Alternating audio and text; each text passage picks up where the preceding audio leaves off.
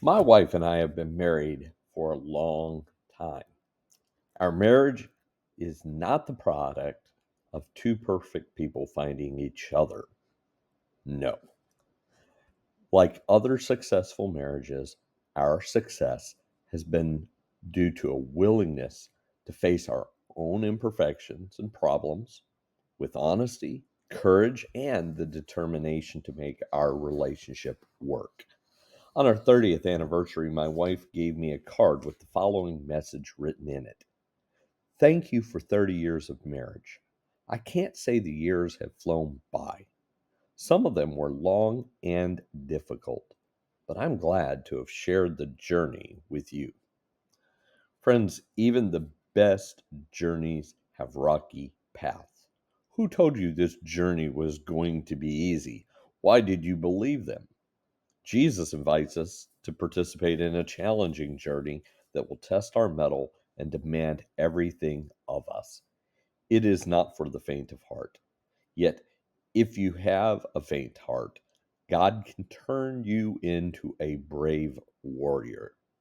The price will be steep, but the rewards are remarkable. You once believed that, but you have hit a bit of turbulence. It is not the smooth sailing you expected. The skies are not always sunny and blue. C.S. Lewis once said, If you think of this world as a place intended simply for our happiness, you find it quite intolerable. Think of it as a place of training and correction, and it's not so bad. Imagine a set of people all living in the same castle. Half of them think of it as a hotel, the other half think of it as a prison. Those who think it a hotel might regard it as quite intolerable, and those who thought it was a prison might decide that it was really surprisingly comfortable. So that what seems the ugly doctrine is one that comforts and strengthens you in the end. The people who tried to hold on to an optimistic view of this world would become pessimists, and the people who hold a pretty stern view of it become optimistic.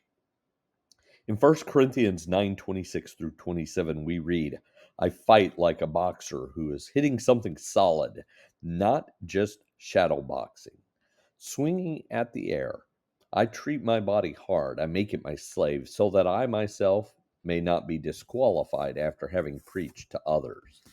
The Bible doesn't explicitly condone or condemn boxing, but the sport goes back to early antiquity and has been universally practiced along with other martial arts for millennia.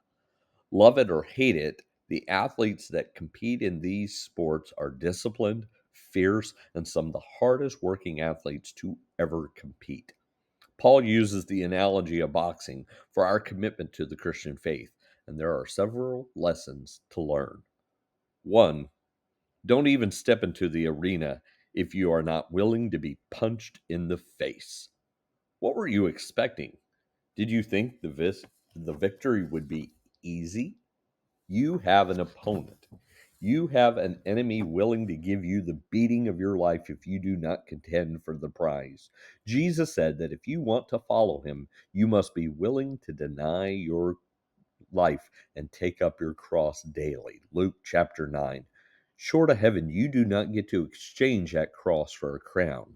If you're not willing to be uncomfortable, inconvenienced, or willing to suffer, you might not be suited to following Jesus. Luke chapter 9, verse 62. The second lesson: shadowboxing can be a fun warm up exercise, but you need more than shadowboxing to make you a boxer. Swinging at the air does not make you a fighter. Neither do fancy trunks, athletic shoes, or shiny gloves.